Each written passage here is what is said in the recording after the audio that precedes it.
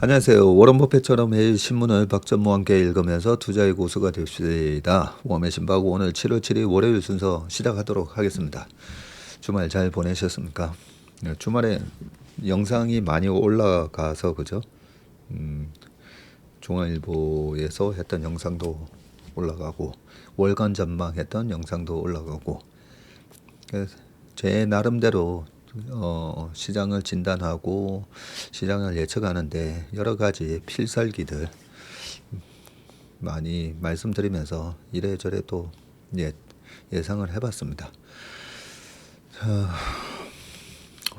그 7, 8, 9월 달까지는 시장이 왔다 갔다 하면서 약간 추세 추종 스타일의 매매를 하시는 분들은 이번에 4월 달부터 6월 말까지는 그 트럼프의 관세 때문에 바닥 찍고 쫙 올라올 때 웬만하면 추세 추정으로 한 게 맞았잖아요.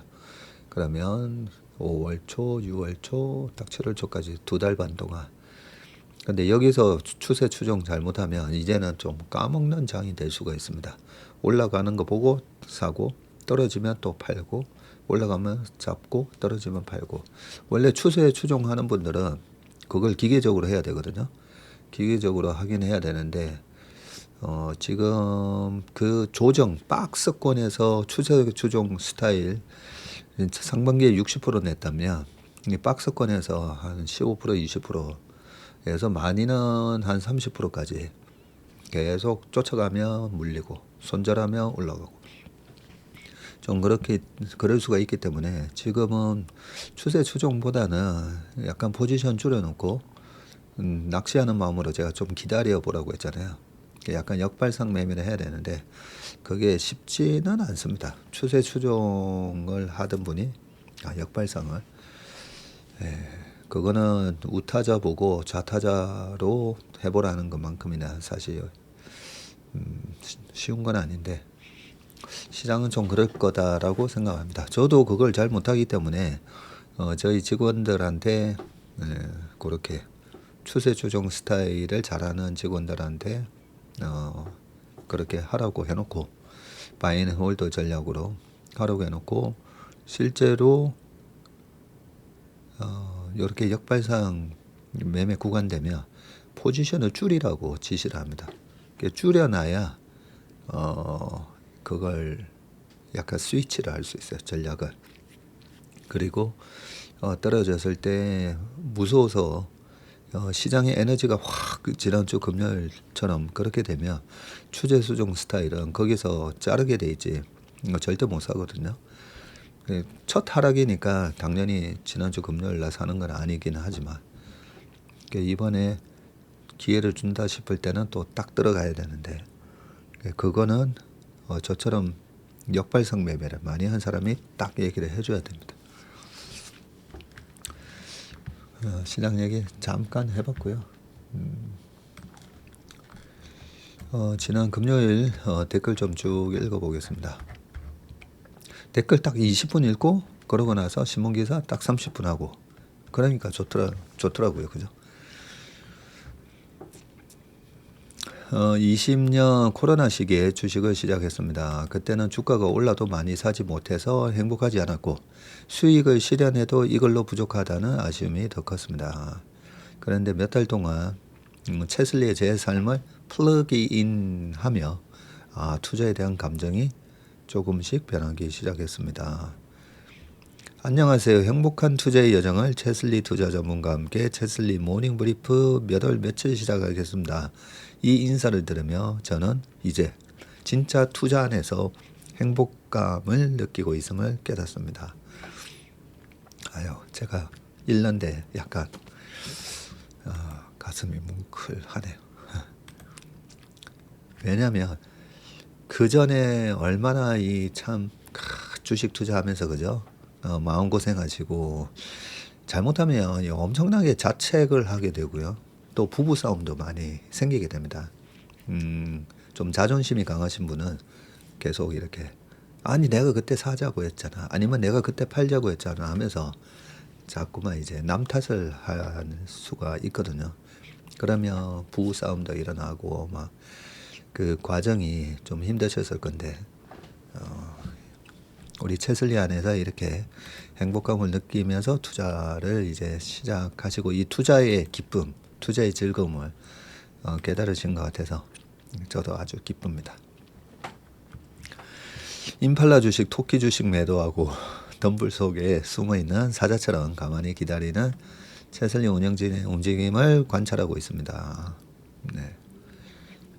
또 이번에 그 뒤늦게 이렇게 들어오셨던 분들이 빨리 또 그동안에 관세 이후로 시장이 많이 올라왔잖아요. 와, 지금 들어가도 최근 한두 달에 보여줬던 그런 성과가 바라고 막 들어오신 분들 입장에서는 뭐야, 왜 내가 들어왔는데 수익이 안 나지 막 이러면서도 마음이 조급해질 수가 있는데 지금은 어쨌든 약간의 계력장이고요. 계력장에서 확실히 수익이 나는 거는 또 약간 짜증이랑 공포감을 또 야기시키면서 시장이 확 밀리거나 종목별로 지금은 이제 종목별로 벌써 20% 이상 빠진 종목들이 막 나오고 있잖아요. 기회를 줄 때 좀 공포스러운 기회를 줄 때 딱 들어가면 그 공포의 크기만큼 수익이 난대잖아요. 그래서 최근에 좀 늦게 들어오신 분들은 지금의 그 걱정되시는 거 내가 딱 샀더니 또 뭐야 마이너스 5% 났네 7% 났네 그러면서 막 걱정이 되실 거예요. 그 공포의 크기가 좀 더 커져야 돼요. 시장이 막 3,000 돌파했다 3,100 갔다 막 이런 얘기에 그런 낙관적인 분위기에 들어오니까 확실히 수익이 안 나잖아요. 그죠? 좀 더 약간 비관적인 또 얘기들이 나올 정도로 시장이 좀 더 흔들려야 된다고 생각합니다. 삼재는 비록 반도체 관련주들을 어찌해야 할지 고민입니다. 하반기에는 좀 나아질 것 같습니다. 여러 가지 저희가 반도체도 계속 모니터링하고 있는데 오히려 내일 삼성전자 실적 발표가 하도 톤다운이 지금 돼 있기 때문에 이고 나서는 또 이번에 4분기까지는 좀 괜찮지 않을까 싶습니다. 우리 타미님이 신한투자증권을 통해서 채슬리 목표형 랩 상품 투자하고 오셨군요. 오늘도 제가 이 웜의 신박 신문 기사 이렇게 보고 있는데 사무실로 이제 전화가 막 오는데 직원들이 점심 먹으러 나갔다 보니까 전화 받는 사람이 없어서 제가 전화 2통이나 이제 받았거든요. 랩이랑 이름이랑 어떤 차이가 있습니까? 그래서 이름은 그 고객 명의의 계좌를 저희가 다이렉트로 법인도 있고 저희 연기금도 있다 했잖아요. 예전에 국민연금 지금은 저희가 국민연금 안 하고 있는데 예전에 국민연금이나 뭐 하면 국민연금 계좌도 국민연금에서 개설한 그 계좌를 저희가 운용하는 거고요. 개인 이름도 마찬가지입니다. 홍길동님의 그 계좌를 저희가 직접 매도만 하는 겁니다. 근데 랩은 자금이 이제 소액 자금을 가지고 계신 분들 그래서 신한금융 투자면 5천만 원 이상이면 가입이 가능하시고 그러면 신한금융 투자의 고객분들 뭐 한 200~300분 이렇게 랩을 가입하고 계시면 신한투자증권의 랩 운영 부서에다가 저희가 자문을 하는 겁니다. 지금 이제 땡땡땡 주식 5% 그리고 어떤 주식은 10%에서 5%로 비중 축소해 주세요. 이렇게 연락을 하면 그 랩 운영 부서에서 저희 채슬리의 자문을 듣고 그 200~300개의 계좌를 딱 관리를 해줍니다. 목표형 랩이기 때문에 이거는 6% 이상 수익이 나면 딱 청산하는 겁니다. 주식을 다 비우고요. 현금성 자산으로 바꾸는 그런 전략이라고 보시면 됩니다. 지금 요 딱 박스권에서 들어가기 딱 좋잖아요. 그래서 저희가 7월 한 15일 정도까지 이 채슬리 랩을 삼성증권 그다음에 신한금융투자 한투, KB, DB, IBK 이렇게 판매를 하고 있습니다. 실전 포트폴리오 소감에 대한 답변 감사드립니다. 계속 생각해 봤는데 저는 왕이사님 포트폴리오가 제일 좋습니다. 시장의 변화와는 상관없이 꾸준하신 모습이 시장이 나빠도 수익이 좋으실 것 같은 믿음이 들거든요. 종목이 적은 것도 자신감이라 생각이 들고요. 제가 큰 욕심 없이 꾸준한 걸 좋아하나 봅니다. 네, 좋은 마인드셋을 가지고 계세요. 큰 욕심 없이 꾸준한 거. 오늘 아침에 그 모닝 브리프에서 소개해드렸던 시게루 후지모토 그 89세 일본의 전업투자 할아버지 또 정확하게 한마디로 요약하면요. 큰 욕심 없이 꾸준하게 주식을 즐기면서 하시면서 180억을 모으셨더라고요. 그 안 되는 일본 시장에서도. 그래서 저는 워런 버핏하고 비교를 해보면 금액 차이가 너무 나잖아요. 근데 계속 우상향했던 미국 시장하고 30년 동안 잃어버린 30년 이 시장에서 매매해서 180억을 버신 우리 시게루 할아버지라 저는 두 분 다 초절정 고수라고 생각합니다. 시게루 할아버지도. 그 책이 제가 출판사에 물어봤어요. 제가 감수를 해서 어제 원고를 넘겼는데 언제 나오냐고 좀 전에 물어보니까 8월 초에 출간된다고 합니다. 8월 초에 되면 그때 제가 원고료 대신 책 30권 보내라고 했거든요. 그때 뭐 코스피 종가 맞추기라든지 퀴즈 이런 걸로 해서 저희 직원들뿐만 아니라 우리 최밀턴 분들 몇 분 선정해서 좀 드릴 수 있도록 하겠습니다.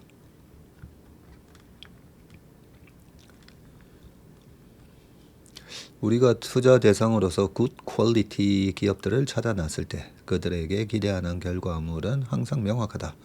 강력하고 예측 가능한 현금 창출 능력, 높은 수준의 지속적인 자본 수익률, ROE죠. 그리고 매력적인 성장의 기회 등이다.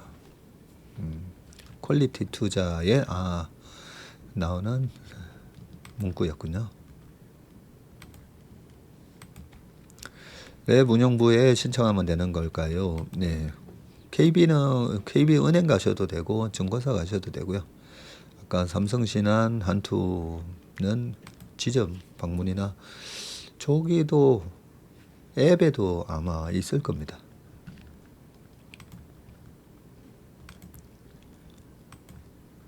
저도 돈 모아서 체슬리에 가고 싶은데 그런 날이 올까요?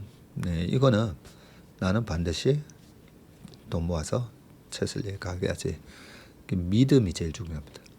네. 믿음, 소망, 사랑. 스스로에 대한 이 믿음, 그리고 내 주변 사람들의 우리 가족이면 가족, 같이 일하는 동료면 동료. 제일 중요한 게 믿음입니다. 믿음. 짝수인데도 코스닥은 너무 약하네요. 아직도 700대 안에 몇 년 전 지수대인데 짝수해가 아니라 홀수해죠, 그죠? 네, 홀수해인데 코스닥이 이번에 4분기에 저는 불을 뿜을 거라고 생각합니다. 굉장히 이 2017년하고도 되게 비슷해 보이고요. 2017년 트럼프 1기였잖아요, 그죠? 1기에 첫 대통령 1년 차 있을 때. 그때 4분기에 어떤 식으로 코스닥이 불을 뿜었는지 뭐 머릿속에 너무 생생하게 기억이 남아 있어서 근데 생각해 보니까 아니 그게 9년 전인 거예요. 근데 그때 1년 내내 시장이 어떻게 됐는지 막 너무 생생하게 기억에 남아 있습니다. 그래서 4분기가 되게 기대가 됩니다.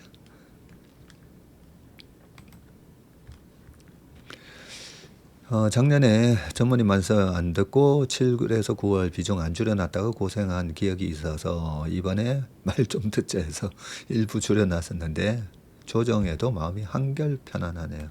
네. 그러니까요. 저도 작년에 말 안 듣고 안 줄였다가 마음고생 좀 했지요. 댓글도 달아주셨습니다. 우리가 모든 게 사실은 보면 내가 내 계좌를 불안하게 만드는 거는 시장이 아니라 내가 너무 레버리지, 내가 감당할 수 없는 풀 베팅을 하고 있어서 그런 거잖아요. 그렇기 때문에 행복한 투자를 하려면 시장에 대해서도 열심히 공부해야 되고, GP, 그다음에 나에 대해서도 지기하셔야 되잖아요. GP지기 해야 되는데, 시장에 대해서 공부를 하고, 확률 배팅이잖아요. 확률 배팅. 확률적으로 약간 돈 벌기 어려운, 뭐 작년 24년 그죠? 짝수의 코스닥 같은 거 제가 표를 여러 번 보여드리면서, 이렇게 위험한 시장에 거기에 대한 대가를 치르신 거잖아요. 짝수에 코스닥 잔뜩 들고 계신 분들은. 마찬가지입니다. 계속 이게 퀀트 분석이잖아요. 퀀트 분석에서 8, 9월 조심해야 되니까 7월은 조금씩 현금을 만들어 놓고 기다리면 됩니다. 좀 기다리면. 그리고 그러다가 올라가면 안 먹으면 되잖아요. 애매한 거 퀀트적으로 여기는 애매한데 나는 안 먹겠다. 나는 안 먹어도 좋아. 그런 마음이면 되는 겁니다. 오늘 영상은 52분, 인트로 20분, 기사 30분 깔끔하게 자로 잰 듯합니다. 그렇죠? 네, 좋은 것 같아요. 20분, 30분 지금 4분 남았네요. 채슬리 AI 신호 나오고 전무님 3% 긴급 방송 나오시고 들어가면 될 듯합니다. 그러니까요, 장 확 빠지면 채슬리 AI 바실리 신호가 뜨겠죠. 뜨고 또 3%랑 이대호 기자랑 몇 명 전화 올 겁니다. 네, 와서 그럴 때 딱 나가면 바닥입니다. 휴먼 인덱스 역할을 해주시는 분들이 좀 많으시거든요. 그죠? 우리 밝게 닿는 대로님은 족구장에 가서 또 행복한 시간 보내셨나 봅니다. 채슬리님, 영상이 좀 간단 명료했으면 좋겠습니다. 그러니까요, 다 50분으로 간단 명료하게 좀 해보겠습니다.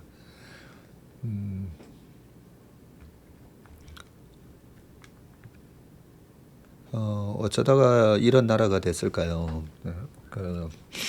하셨는데, 우리가 주식 투자를 하실 때는 정치 상황은 항상 중립으로 두시는 게 낫습니다. 그러니까 아예 정치 상황은 너무 고려하지 마시고요. 정책이 뭔지는 봐야죠. 정책이 뭔지. 그래서 뭐 탈원전 정책인지 아닌지 그런 거는 중요하잖아요. 그죠? 투자할 때. 그리고 미국의 정책, 어떤 정책을 갖고 나오는지, 바이든 정부 때에서 했던 정책, 지금 트럼프 정부가 하는 정책. 그러니까 정책은 보더라도 너무 정치적으로 생각을 하시면 좀 투자에는 도움이 안 됩니다. 투자에는. 국장이 투자 임투기지라고 하셨는데, 그 국장이 그동안에는 너무 그죠? 쇼트트랙이라고 했잖아요. 근데 쇼트트랙인데 이 장기 15,000m 스피드 스케이팅 하듯이 달리니까 계속 처박혔던 거죠. 그래서 쇼트트랙 아유 야 그게 무슨 스케이팅이야 뭐 이럴 수는 없는 거잖아요. 그죠? 네, 국장은 그동안에 쇼트트랙이었습니다. 왜냐하면 사이클 기업 많고, 두 번째 지배구조 개선이 안 됐기 때문에. 근데 이 지배구조 개선이 이번에 상법 개정으로 인해서 되면 최소한 우리가 제대로 맞췄는데 뒤통수 맞는 일은 없어지잖아요. 그래서 재건축 모멘텀이 생긴 겁니다. 국장도 분명히 투자. 근데 우리나라 시장, 미국 시장 다 투기꾼들이 90%예요. 그거는 미국 시장에도 투기꾼들이 90%입니다. 스페큘레이터라 해가지고요. 교과서에 나옵니다. 투기적 거래자가 90%. 근데 그분들이 유동성을 공급하는 역할을 해준다는 거죠. 네, 그래서 뭐 투기하시는 분들, 투기적으로 재능이 있으신 분들은 하시면 되는데, 국장은 투기하는 장이고 미장은 투자하는 장이다. 예, 그거는 잘못 생각하고 계시는 겁니다.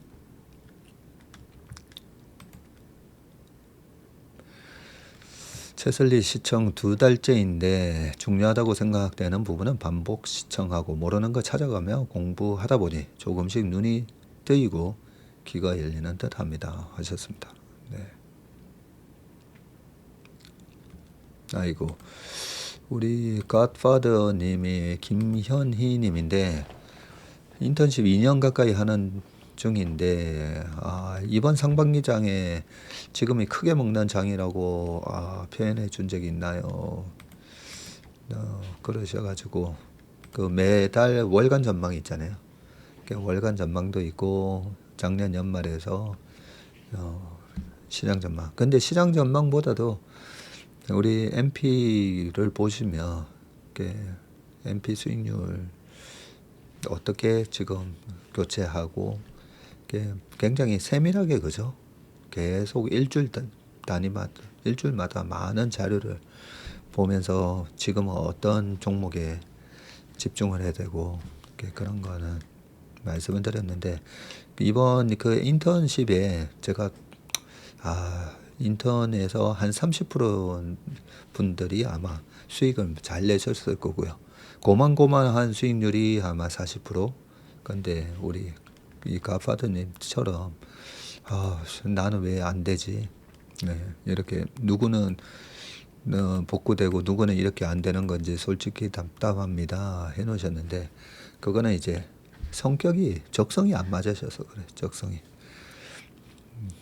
저 같은 경우에도 저의 부족한 부분은 우리 직원들이 그걸 보완을 해주기 때문에 저희 팀 채슬리가 정말 단단하게 이 여의도에서 어느 회사 하고 비교해도 저희의 조직력으로 이렇게 좋은 수익을 내는 건데 개인적으로 혼자서 우리 MP랑 인턴에서 올라온 내용 보고 이제 잘 따라 하는 거는 혼자서 하는데 적성이 안 맞아서 좀 안 되시는 분들도 있으실 겁니다.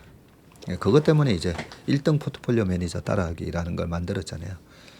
그 8월 말 지금 7월에 8월 초에 이제 끝나거든요. 1등 매니저 따라하기 끝나는데 8월 말에 저걸 다시 하면 9, 10, 11월 네, 9, 10, 11월 쫙 이렇게 올라가는 장이 될 거기 때문에 좀 인턴 하시는 게 좀 안 맞다 싶으면 1등 매니저 따라하기 아니면 랩에 가입을 해 놓으시는 것도 방법입니다. 이번 장에 그죠? 내년 상반기까지 큰 장 열린 건데 돈 보셔야죠. 자, 더 많은 좋은 댓글이 있는데 제가 다 읽고 전부 다 엄지척 해놨으니까요. 감사합니다. 이제 기사 읽어보도록 하겠습니다. 자, 첫 번째 기사입니다. 머스크는 170년 양당의 벽 넘을까? 억만장자 창당 잔혹사. 자, 이것 때문에 우리 테슬라 주주분들께서 걱정이 많으실 건데 일단 내용을 한번 쭉 보겠습니다. 이 관련 기사가 2개나 있거든요. 내용 읽어보고 앞으로 테슬라는 어떻게 될지 한번 생각을 해보겠습니다. 자, 지난해 11월 일론 머스크가 당시 당선인 신분이었던 트럼프 대통령과 함께 텍사스 브라운즈빌에서 스페이스X 로켓 시험 발사를 지켜보고 있는데 머스크는 대선 승리의 1등 공신으로 꼽히면서 트럼프 행정부에서 막강한 영향력을 행사했지만 최근에는 트럼프의 감사안을 맹렬히 비판하면서 관계가 파국으로 치달았다. 안타깝죠. 한번 보겠습니다. 오늘 여러분에게 자유를 되찾아주기 위해서 아메리카 파리를 창당합니다. 2대1의 비율로 새 정당을 원한 여러분은 그것을 갖게 될 것입니다. 트럼프 대통령의 최측근이었다가 최근 사이가 틀어진 일론 머스크가 X에다가 글을 올려서 신당 창당을 공식화했고요. 이 2대1 비율은 전날 그가 온라인에서 진행한 창당 찬반 투표에 약 124만 명이 참여해서 65.4%가 찬성했다는 의미고요. 머스크는 낭비와 부패로 국가를 파산시키는 일에 있어 우리는 사실상 단일 정당 체제하에 살고 있다고 했고요. 민주공화당을 막론하고 역대 양당 정부가 모두 국가 재정을 악화시켰다는 지적을 했습니다. 머스크는 신당을 홍보하는 여러 그림을 공유하기도 했는데요. 갈림길에서 민주공화당 쪽에는 폭풍이 치고 반대쪽 아메리카당 쪽에는 밝은 햇살이 비치는 그림. 머스크의 얼굴을 한 미국의 상징 엉클 샘이 아메리카당은 당신을 원한다. 네, 말하는 그림들이다. 이런 사진이라 그죠. 미국 국기가 그려진 모자 쓰고 엉클 샘. 재정 긴축론자인 머스크는 그동안 트럼프가 추진한 감세 법안이 통과될 경우에 재정 적자 해소 등을 표방하는 제3당을 만들겠다고 공언해 왔는데 이 법안이 상하원을 통과하고 트럼프가 전날 대대적인 서명식까지 열자 행동에 나선 건데요. 세계 제1의 부자인 머스크가 사실상 반 트럼프 신당 창당에 돌입하면서 미 정계에 미칠 영향에 관심이 쏠렸고요.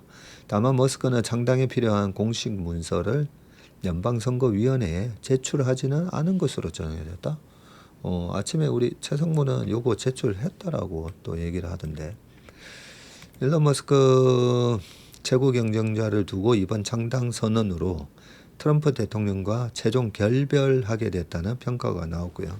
미 정치권은 머스크의 막대한 자금력과 혁신 기업가 이미지에 주목하고 있는데 지금껏 제3당이 성공한 전례가 없을 만큼 공고한 양당제를 머스크가 깨뜨릴 수 있는지는 지켜봐야 한다는 지적이 나오고 있습니다. 미 억만장자들의 정치적 삼지대 모색 사례라고 하면서 옛날에 일렉트로닉 데이터 시스템 창업자였던 로스페로가 92년 대선에서 18.9%나 득표하셨네요.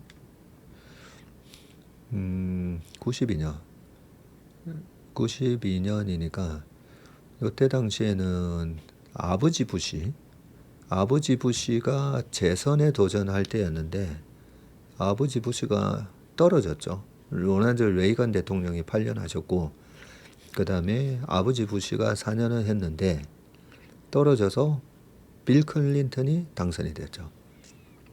그때 아마 빌 클린턴하고 이렇게 붙어졌나 보네요. 아버지 대통령 부시가 떨어지고 그죠. 96년 개혁당 창당 후에 대선에 대해서 재도전했으나 10% 미만 득표를 했다고 합니다. 클린턴 대통령이 8년 잘하셨죠.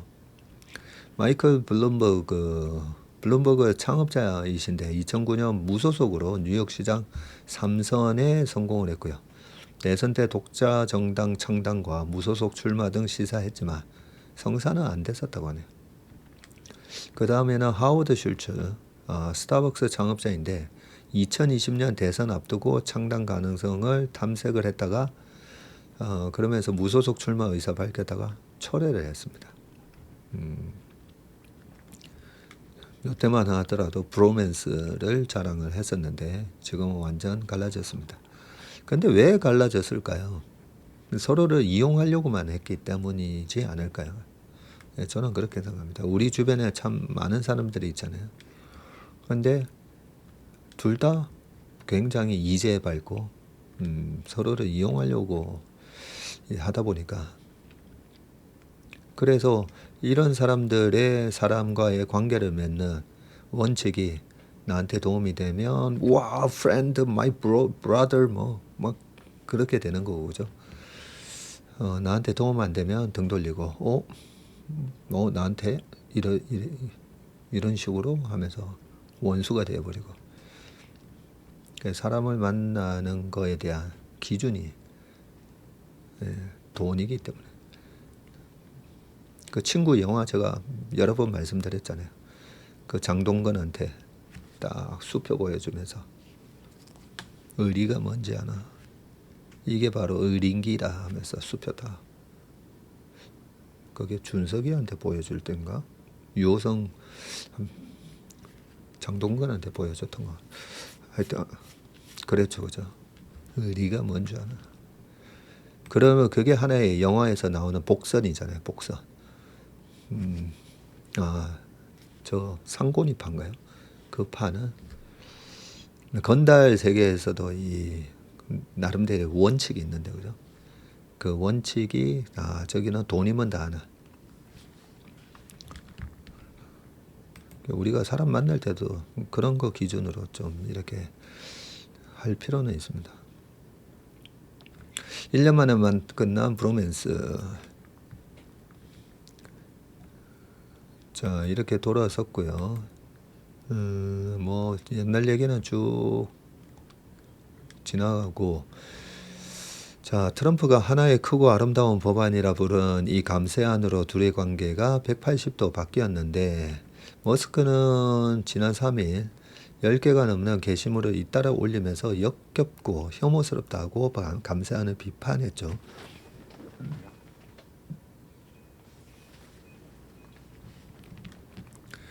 머스크는 이 법안은 미국 국민에게 감당할 수 없을 만큼 파괴적인 부채 부담을 지울 것이라고 주장했고, 이에 트럼프는 일론은 미쳐버렸다면서 원색적으로 비판했고요.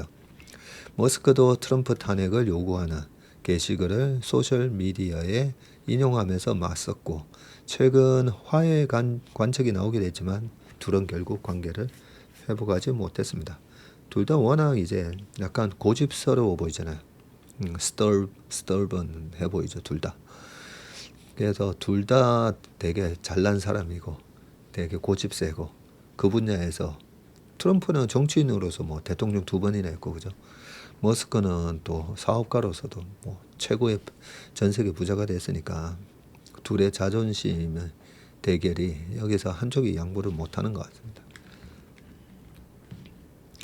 머스크 당 성공할 수 있을까? 자, 머스크가 내년 11월, 머스크가 제가 보니까 내년 11월 요 중간 선거를 목표로 하는 것 같아요. 여기서 상원 2, 3석, 하원 8석에서 10석만 하더라도 현재 상원이 공화당 53석이고 민주당 47석, 근소하게 공화당이 앞서 있는데, 하원도 공화당이 220이고 민주당 210인데요. 내년 선거에는 거의 뭐 90% 이상 확률로 민주당이 다수당이 될 겁니다, 하원에서. 머스크 신당이 목표 의석수를 확보한다면 공화민주 양당 사이에서 쟁점 법안에 캐스팅 보트를 행사하는 것이 가능해집니다. 다만 민주당은 1828년에 창당했네요. 이어서 공화당이 1854년에 설립된 이유. 느낌은 공화당이 왠지 먼저 창당했을 것 같은데 반대다, 그죠? 이 양당제가 약 170년간 지금 유지된 미국에서 제3당이 성공한 전례가 없어서 머스크가 뜻을 이룰 가능성이 크지 않다는 전망이 나옵니다. 우선 승자 독식 성격이 강한 미국 선거제도의 특성이 장벽으로 거론되고 있고요. 예컨대 대통령 선거는 각 주에 배당된 이 선거인단 총 538명을 많이 확보하는 후보가 승리하는데, 1위 후보가 그 주의 선거인단 전체를 가져가는 방식이어서 군소 정당이 설 자리가 거의 없고요. 머스크의 신당이 바람을 일으킨다고 해도 주 단위에서 절차적 하자 등을 문제 삼아서 소송을 제기하는 양당의 방해 공작도 상당할 것으로 예상이 되고, 제3당 후보는 양당 후보에 비해서 TV 토론 참가가 제한되어 있어서 유권자에게 노출되기 쉽지 않다는 어려움도 있습니다. 선거 전문가 브렉 캐플은 미국에서 새로운 전국 정당을 만드는 일은 엄청난 돈과 시간이 필요한 작업인데, 각 주의 정당 등록 요건과 전국 단위 정치 활동에 대한 규제는 매우 까다롭다. 로이터도 트럼프는 논란 많은 정책에도 불구하고 두 번째 임기 중 실시된 여론조사에서 대체로 40% 이상의 지지율을 유지하고 있고, 머스크가 막대한 자금을 보유하고 있다 해도 민주공화 양당의 독점을 깨뜨리는 일은 결코 쉽지 않다고 했습니다.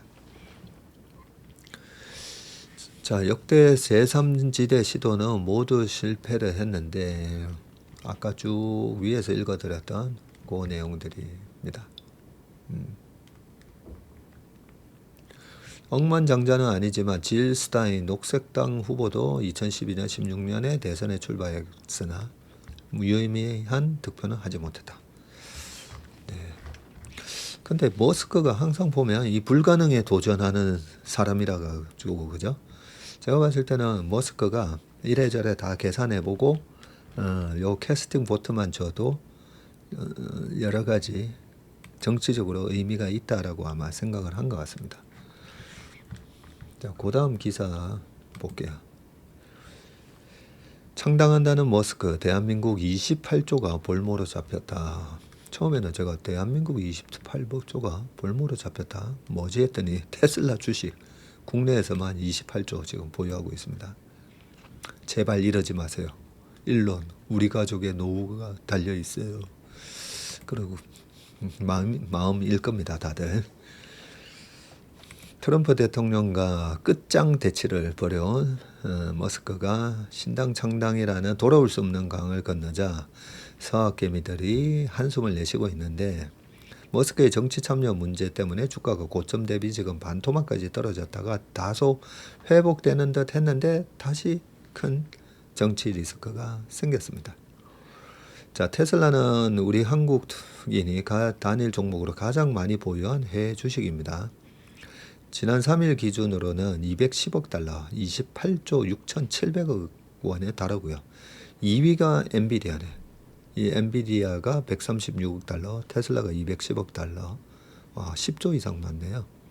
최근 한 달 사이 서학개미들이 가장 열정적으로 사모은 종목도 테슬라고, 해외 주식 매수 1위가 테슬라 주가 상승폭의 2배 수익을 노리는 상장지수 펀드 TSLL,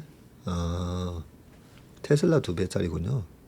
그리고 2위는 테슬라 주식인데 둘을 합친 매수액이 55억 달러에 달합니다. 이번 한 달 동안에. 같은 기간 개인들의 삼성전자 매수액보다 많았고요. 6조 6천억 원 매수하셨는데 국민연금을 통한 간접 보유액도 상당한데 국민연금이 3월 말 기준 보유한 테슬라 주식은 534만여 주로 현재 주가로 따지면 약 2조 3천억 원어치가 됩니다. 작년 11월 미국 대선 이후로 테슬라 주가는 머스크와 트럼프의 협력, 갈등 관계에 따라 출렁이는 패턴을 보였고요. 트럼프 당선 후 작년 12월 중순 주당 463달러를 돌파하면서 역대 최고가 기록을 썼었죠. 그게 불과 8개월 전입니다. 머스크가 이 도치 수장을 맡고는 트럼프와 대립각을 세우자 올해 4월 초 221달러까지 떨어졌습니다. 이후 주가가 다시 이번에 350까지 왔잖아요. 그죠? 왔지만 서로 욕설을 주고받는 상황이 벌어지면서 또 하루 14% 넘게 급락하기도 했습니다. 정치 리스크는 핑계일 뿐 본업인 전기차 사업이 경쟁력을 잃어가고 있다는 분석도 나오는데 JP모건의 라이언 브링크먼 애널리스트는 최근 부진한 실적과 전기차 보조금 폐지 정책 등을 감안해서 테슬라 목표 주가는 115달러로 제시했고요.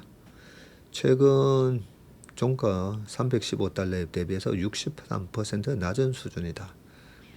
테슬라에 대해서도 미국의 애널리스트들도 의견이 많이 엇갈려 있습니다.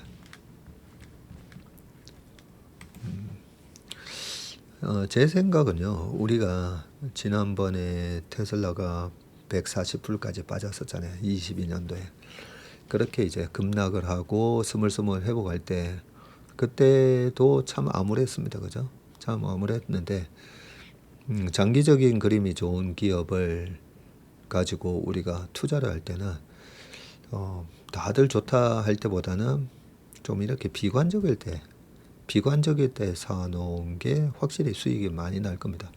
이번에 480불까지 갔던 게 와, 앨런 머스크가 제대로 배팅했네. 한 2천억 트럼프 후보 시절에 질러가지고 트럼프가 당선했으니까 와, 테슬라가 이제 날개를 달겠구나. 그렇게 모두가 생각할 때 샀더니 지금 박살난 거지 않습니까? 그죠? 그래서 이렇게 장기 그림이 좋거나 아니면 마이크로소프트나 이런 퀄리티 주식들, 이런 주식들은 언제 사야 되는가? 옆에서 막 와 얼마 올랐대 뭐 하면서 좋다라고 얘기할 때보다는 안 좋다는 얘기가 좀 많이 나올 때 사는 게 맞는 것 같습니다. 그래서 지금 가격보다는 한 6개월 지나고 보면 지금 가격보다는 훨씬 위에 있을 것 같습니다. 단지 이번에 저희 고객분한테도 로보택시 뭐 어쩌고 저쩌고 했을 때 그 예전에도 그죠? 로보택시 작년에도 발표하고 나서 빠졌었고 이번에는 어떻게 될까 논란이 많았었잖아요. 근데 일단 실적이 지금 숫자가 안 나오는 건 맞잖아요. 내러티브만 있고 당장은 숫자가 안 나오니까. 그래서 숫자가 안 나오기 때문에 여기서는 트레이딩, 트레이딩이 맞는 것 같습니다. 뭐 그런 말씀을 제가 드리고는 있습니다.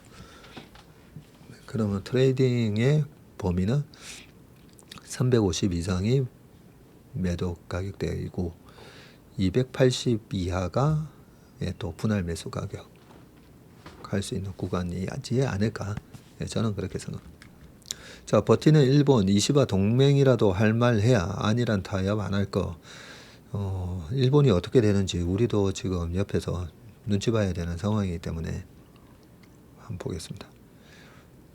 8일 미국의 상호관세 유예 종료를 앞둔 일본, EU 등 세계 주요 국가들은 조금이라도 관세 부담을 낮추기 위해서 미국과 막판 협상을 이어가고 있는데 시게루 일본 총리가 6일 NHK에 출연해서 동맹국이라도 할 말은 해야 한다.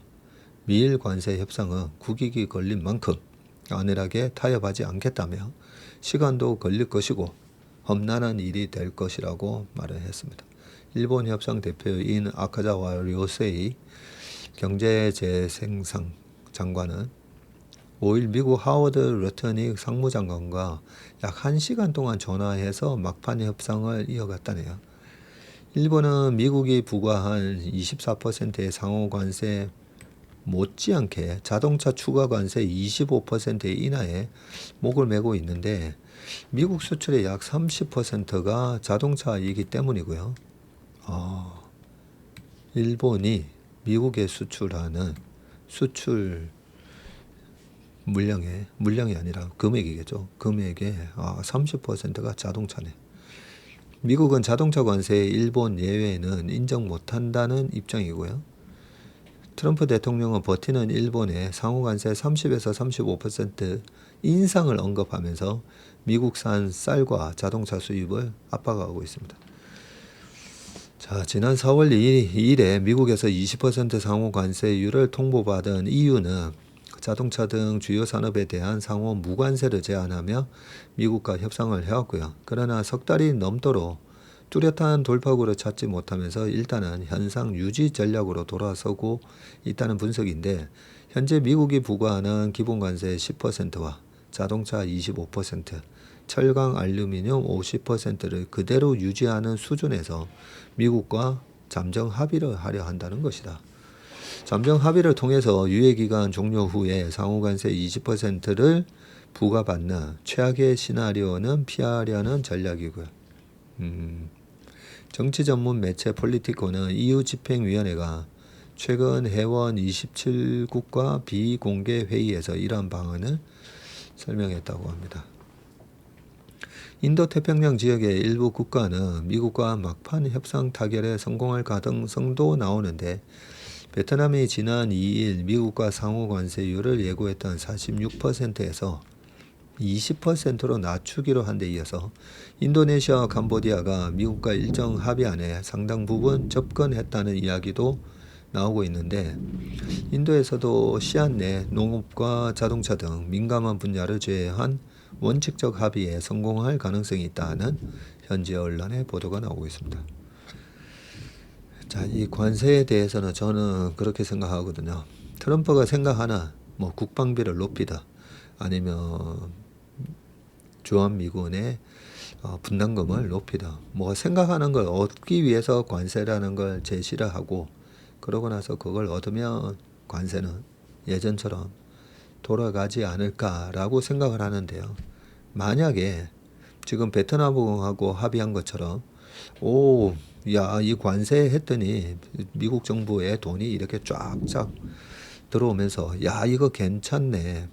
그러면서 실제로 이 10% 상호 관세 다 유지하고 뭐 베트남하고 했던 것처럼 뭐 20% 이런 식으로 하잖아요.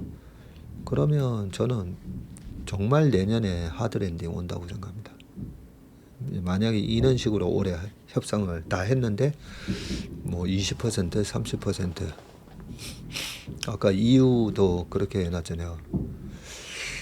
현상 유지? 이렇게 유지한다고? 그러면 내년 하반기가 상당한 하드랜딩이 될 수 있다고 생각합니다. 이번에 어떻게 협상되는지 저도 굉장히 제가 낙천적이잖아요. 낙천적인데 어떻게 되는지 잘 볼 생각입니다.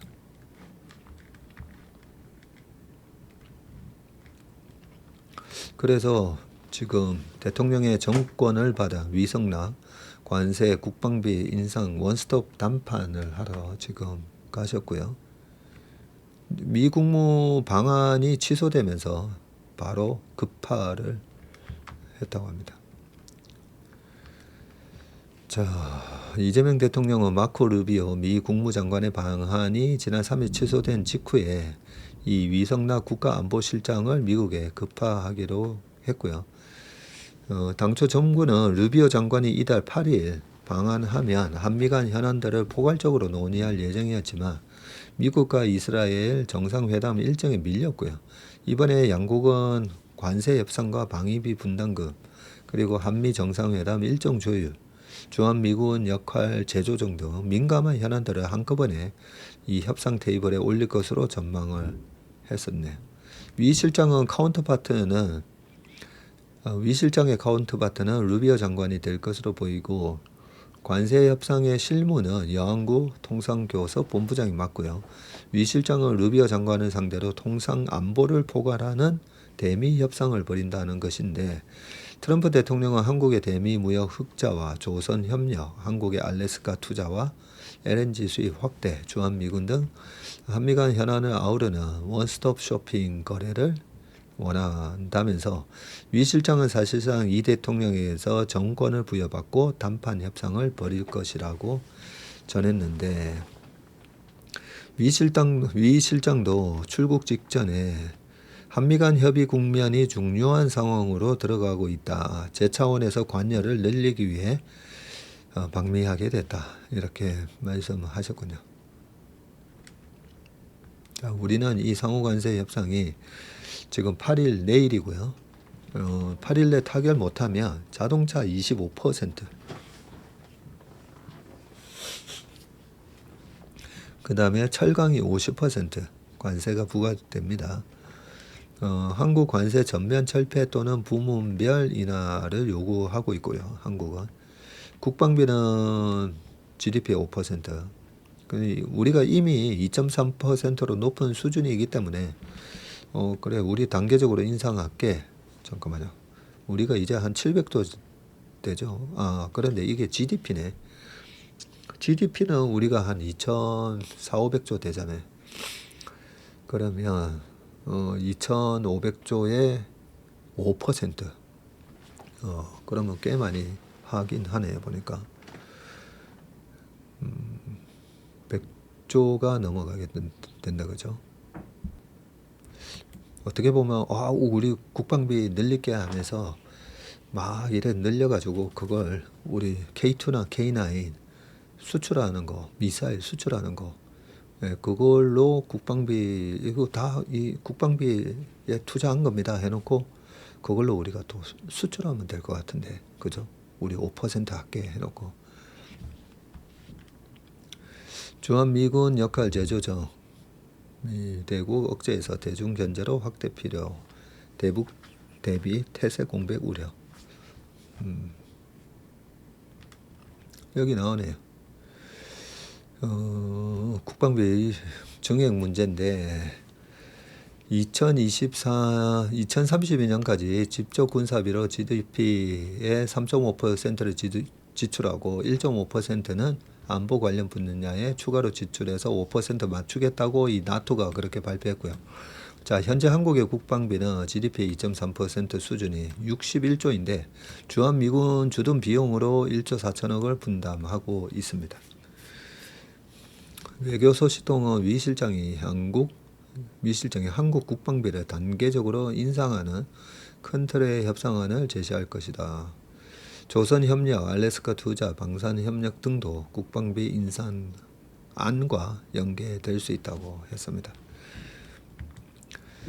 자, 주한미군의 역할 재조정 문제도 논의될 건데 최근 제비어 브론스 주한미군 사령관은 이른바 인계철선 트립와이어라는 주한미군의 대북 억제 역할을 중국 앞 항공모함이라는 미 인도 태평양 전략의 대중 견제로 확장해야 한다고 공개 발언했는데 미 국방부가 주한미군 한개 여단급 병력을 괌 등 인도 태평양 지역으로 이전하는 안을 검토하고 있다고 합니다. 트럼프 대통령이 지난 1기 때도 이미 주한미군 철수 및 감축안을 검토했던 만큼 이번에도 미군 감축안이 수면 위로 떠오를 수 있다는 관측이 나오고 있고요. 주은식 한국전략문제연구소장은 주한미군 역할 재조정 또는 감축안은 국방비 인상 및 주한미군 방위비 인상 협상과 연동해서 한국을 압박하는 카드로 활용될 수 있다고 했고요. 트럼프 행정부는 주한미군뿐만 아니라 한미연합훈련의 성격과 전시작전권 이양 등을 한 테이블에 올릴 수 있다고 했습니다. 뭐 밑에 내용 하고요. 그 국방비에서 저는 틀림없이 또 나토도 팔란티어 거 쓴다고 했잖아요. 그러니까 아마 또 팔란티어 소프트웨어 쓰라고 아마 하지 않을까 싶습니다.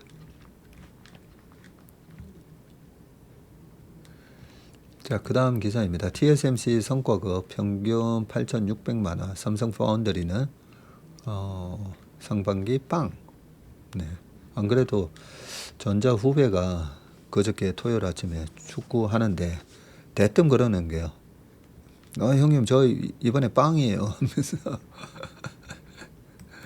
네. 자, 여기 이사회가 승인한 지금 보상금이 대만 달러로 6조 6천억이고 이게 직원수 지금 TSMC가 7만 7천 명이나 되네요. 딱 나누니까 1인당 평균 8,600만 원 이렇게 TSMC는 연감 성과급 지급을 했습니다. 반면에 전자가 지난 4일 사내 공지로 TAI 목표 달성 장려금 지급률을 밝혔는데 반도체 DS 부문은 성과급이 1년보다 대폭 줄었고요. 자, 여기 보시면 이 사업부 실적급 평가에서 월 기본급의 최대 100% 범위 안에서 매년 상하반기에 지급을 하는데 자, 메모리 사업부는 기본급의 25%, 시스템 LSI는 12.5%, 반도체 연구소 12.5%인데 이 파운드리는 빵 공지됐습니다. 1년 전과 비교하면 메모리는 50%포인트, 파운드리는 37.5%포인트 낮아졌습니다. DS 부문 임원들은 이 TAI를 반납하기로 했고요. HBM을 비롯해서 메모리 사업부 실적이 부진한 데다가 파운드리 사업부는 적자를 기록 중인 역량 때문입니다. 반면 하이닉스는 AI 열풍에 따른 HBM 매출이 강세를 보이면서 2년째 높은 성과급을 지급할 계획이고요. 상반기 PI 생산성 격려금은 기본급의 150%를 지급할 것으로 예상됐습니다. 한때 업계에서 가장 많은 성과급을 받던 전자 내부에서는 상대적 박탈감을 느낀다는 반응도 나오고요.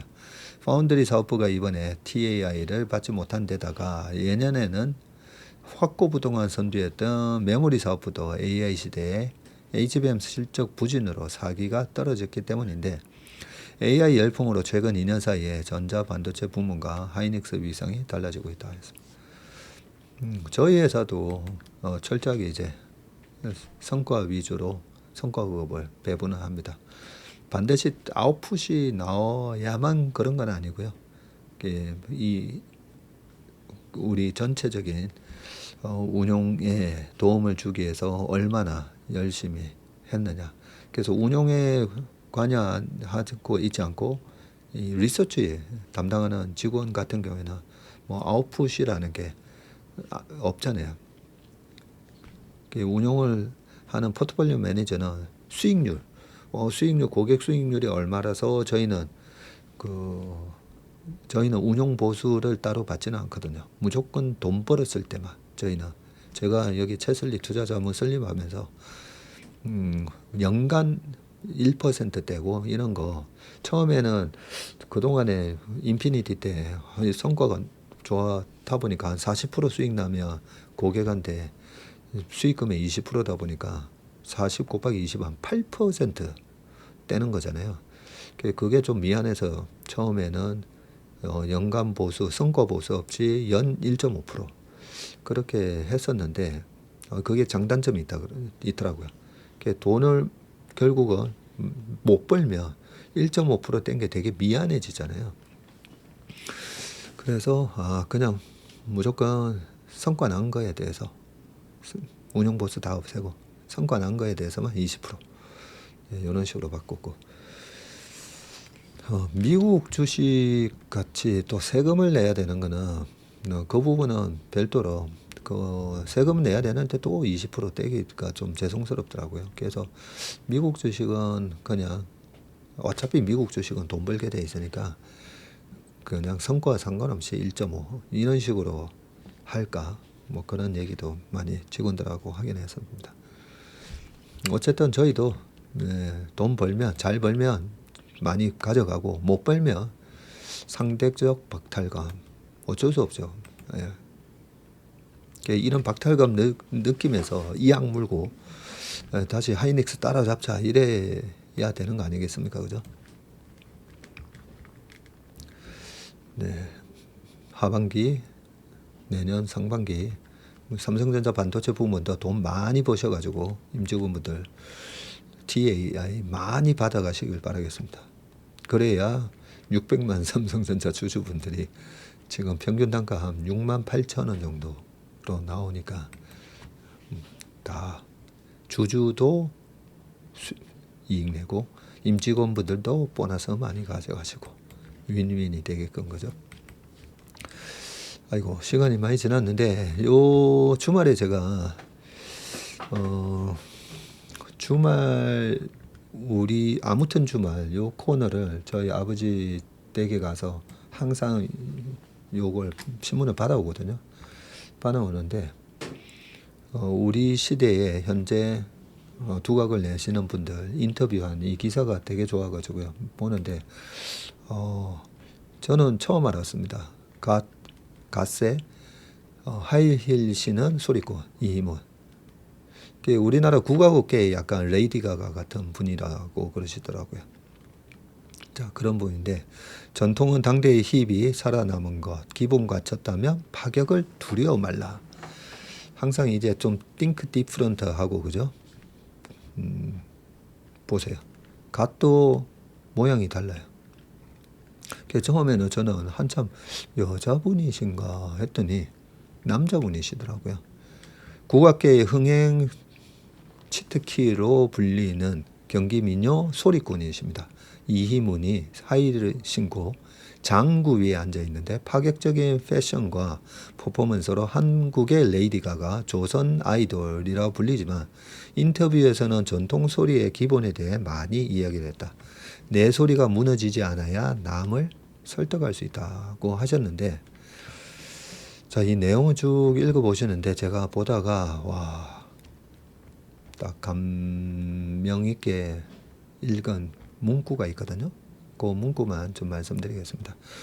지금 앞으로 7, 8, 9월은 이 개력장이기 때문에 우리가 주식을 벌려고 하는 것도 중요하지만 우리의 실력, 기본기를 이런 장에 쌓는 게 저는 중요하다고 생각하기 때문에 앞으로 신문 읽을 때마다 나의 계좌 관리뿐만 아니라 마음 관리 여러 가지 내공을 다지는 그런 기사가 있으면 제가 좀 소개를 드릴 건데요. 여기 뭐 크로스오버에 대한 이런 여러 가지 어떻게 성공할 수 있을까? 요 성공 스토리는 국악뿐만 아니라 모든 기업이나 다 똑같거든요. 이 회사는 어떻게 뭐 삼양불닭처럼 어떻게 성공해야 할 수가 있을까? 네, 그런 것을 쭉 보고요. 그런데 제가 감명 있게 읽었던 문구는 바로 여기입니다. 자, 보세요. 퓨전이 흔해진 시대입니다. 장르를 융합할 때 중요한 게 뭡니까? 하니까 우선 내 기술과 기본이 정립되어 있어야 돼요. 예컨대 국악은 3박, 서양 음악은 4박이 기본인데 그걸 섞으려면 리듬의 격차를 배워야 하는데 그 과정에서 불규칙하게 생겨난 무수한 미분음을 오가는 식임새, 장치금을 뛰어나게 구사해야 돼요. 뭐 이런 얘기가 있는데 제가 들을 때 국악은 3박, 음악은 4박. 우리 시장하고 국내 시장하고 미국 시장하고 다르다 했잖아요. 이런 다른 거를 어떻게 잘 접목하냐. 이분도 이렇게 그걸 갖다가 튜닝하고 어떻게 이 장치를 하고 이런 걸 잘 발견하신 것 같은데 자 여기 요 문구예요. 기본이 부족한데 파격과 융합부터 추구하면 어떻게 되나요? 기본기는 안 되는데 파격과 융합부터 추구하면 어떻게 되나요? 했더니 메이저 센터로는 절대 못 들어오지요 라고 했습니다. 네. 우리가 그 옛날에 그런 얘기 많이 했거든요. 한 2, 30년 전에는 일본하고 중고등학교 때 붙으면 우리가 이긴대요. 근데 대학 축구 그다음에 저기 프로 축구나 야구도 마찬가지고 배구도 마찬가지고 그렇게 하면 우리가 안 된다는 거죠. 그러니까 안 되는 이유로 그러는 거예요. 기본기를 착실하게 다져야 되는데 너무 테크닉부터 가르쳐 준다는 거죠. 그래서 중고등학교 때 테크닉부터 익힌 선수들이 이기기는 쉬운데 나중에 프로 레벨로 가면 못 이긴다는 거죠. 자, 그런 얘기를 했는데 이 정도는 다 아시는 얘기고 자, 어떤 분야든 기본에 충실하기가 쉬운 일이 아닙니다만 이라고 질문했더니 이렇게 얘기를 하셨어요. 기본을 닦는다는 건 그 업에 필요한 성품과 예의와 인내심을 배우는 거죠. 요즘 후배들 보면 마음이 급하더라고요. 하지만 기회가 오는 시기는 사람마다 달라요. 자신과 싸우면서 자신만의 때를 기다리는 것. 그게 기본 중에 기본입니다. 아까 우리 처음에 댓글에서도 그죠? 성격이 안 맞을 수도 있고 내가 주식으로 돈을 벌기 위해서는 저는 이 문구 보면서 이거는 반드시 우리 최밀턴 분들한테 제가 꼭 말씀을 드려야 되겠다 해서 가져온 거거든요. 우리가 어떤 업을 하든 그 업의 기본기라는 거는 그 업에 필요한 성품과 예의와 인내심을 배우는. 그래서 이걸 읽다 보니까 뭐 옛날에 우리가 스시왕, 뭐 초밥왕, 뭐 누구, 뭐 이런 만화도 있고 그런데 보면 일식집 가서 그 유명한 일식집에 그런 장인들 보면 다 그러잖아요. 처음에 5년, 10년 동안 빗자루질만 했다고, 그죠? 주방 들어가서 완전히 허들했네. 그래서 저도 약간 그런 생각을 했어요. 저는 누구한테나 anyone can cook이라고 해서 누구한테나 기회를 주는데 이게 기회를 준다는 게 인격을 갖추지 못한 사람한테 행운은 재앙이라고 했잖아요. 그래서 한편으로는 이 성품과 예의와 인내심을 기르는 그 단계를 거쳐야 되는 게 아닌가, 그런 생각도 사실 좀 많이 요즘 합니다. 그래서 어느 분야든 1등 뭐 김연아 선수든 박찬호 선수든 박지성 선수, 손흥민 선수 이렇게 생각해 보면 운동선수뿐만 아니라 뭐 사업으로 성공하신 분들이나 이런 분들이나 보면 예술인으로 성공하시는 다 성품과 예의와 인내심. 그래서 그 업에서 성공하셨겠구나. 네, 그런 생각합니다. 우리가 주식을 하면서도 저도 이 부분을 보면서 다시 한번 다짐을 했습니다. 우리가 주식을 잘 하기 위해서 투자업이잖아요. 그죠? 투자업을 잘하기 위해서는 성품과 예의와 인내심. 계속 기르고 그걸 지키는데 이 기본기를 계속 닦아야 되겠다 이런 생각을 했습니다. 웜의 신박은 여기까지 하겠습니다. 오늘 하루도 행복한 하루 되시고 이번 한 주도 화이팅 하시길 바라겠습니다. 고맙습니다.